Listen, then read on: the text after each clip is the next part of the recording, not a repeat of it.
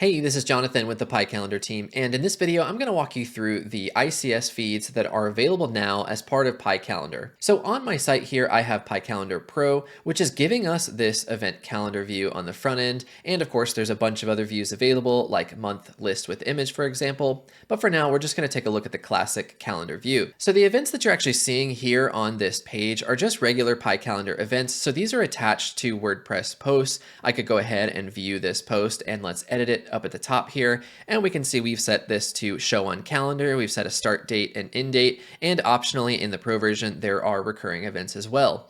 But what I want to do is actually take a look at the new connector add-on, which brings two integrations, specifically the ICS feeds, which we're going to look at in this video, as well as Eventbrite, and there will be more to come in the future. So let's say, for example, you have an ICS feed from like a Google Calendar. Many other calendar platforms also provide this, like Yahoo, Apple, and so on, and even other products out there that are entirely different from calendars, such as like the Basecamp project management system also has an integrated calendar that will give you an ICS feed, which is either a file or a URL.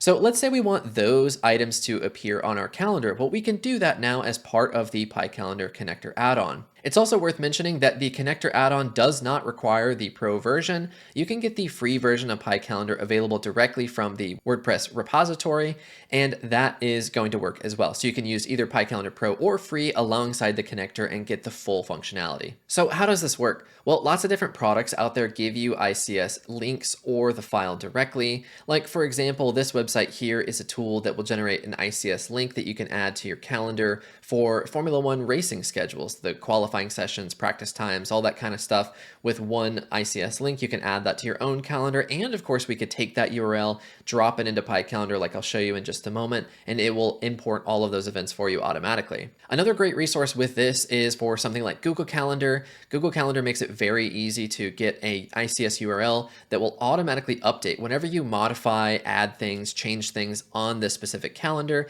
Its associated ICS feed URL will also be updated, and therefore PyCalendar will know that it needs to be updated as well. So it's an automatic sync process, which is really great. So let's go ahead and just do this. What we want to do is in the left-hand column over here for Google Calendar, for example, we want to bring in all the holidays in the United States. I would just click on these three dots, go to settings, and then on this page, all I need to do is scroll down to the bottom and find the link that says public address in iCal format. Now, depending on what kind of calendar setup you have, you might see some other options here, but just make sure to find the one that's in iCal format. And you can always just scroll over and look to make sure that the address here ends in .ics.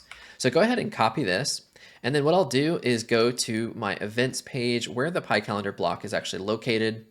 Click on this. And then over here on the right-hand side, we're going to scroll down to the bottom until we find this event sources box. Now, like I already mentioned, all the events that we see on the calendar right now are native PyCalendar events, so I could go ahead and turn that off.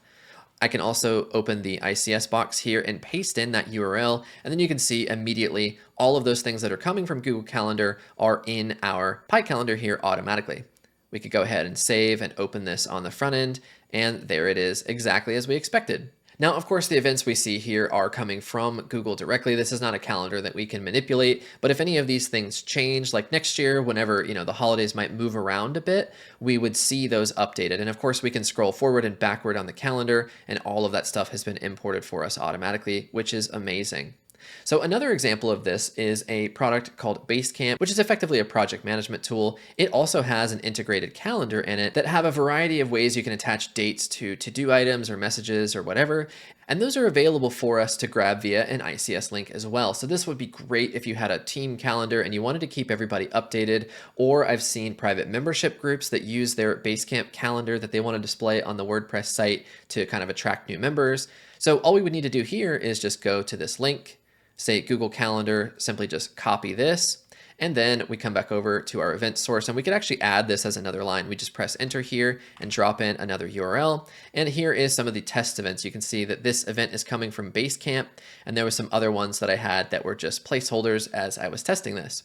So let's go ahead and save and refresh. I also went ahead and deleted those events, and you can see I've changed nothing. I'm just simply going to refresh, and now those two test events that were on Wednesday are deleted. So like I mentioned earlier, this setup is designed to automatically sync these changes as things change. So for example, this is set to 10 a.m. right now. If I came over to my schedule, said edit, and then I change this to, let's just say 11 a.m. We can update this, and probably by the time we refresh over here, see, it's already updated. So it happens super fast. One thing to note here is that to save resources, this ICS file will be cached locally.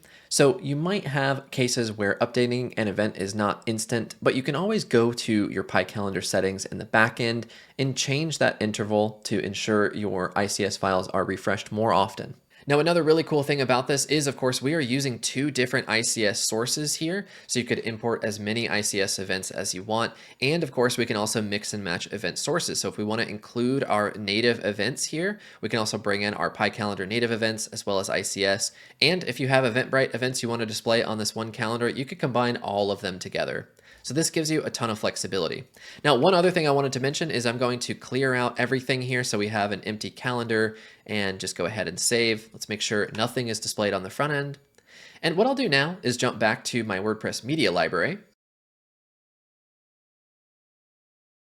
You can see here I have a file called basic.ics, and the source for this is this Formula One calendar I mentioned earlier. I actually went ahead and downloaded the ICS file directly. I dropped it in my WordPress media library, and now what I can do is actually just take the URL to this file on my site directly, and I can drop that into the calendar, and there you go. You can see all of those Formula One events are now available on our calendar. Let's reload the front end, and there they all are. How cool is that? So the neat thing about this is that you can self-host your own ICS file if, for whatever reason, perhaps the source doesn't give you a public link, or you don't really care about the sync, you just want the ICS file to be displayed on your calendar on WordPress, you can do it here directly from your media library. So with that, I hope you enjoyed this look at the brand new connector add-on, specifically the ICS feed support, available now in PyCalendar. If you have any questions, visit our website at pycalendar.com.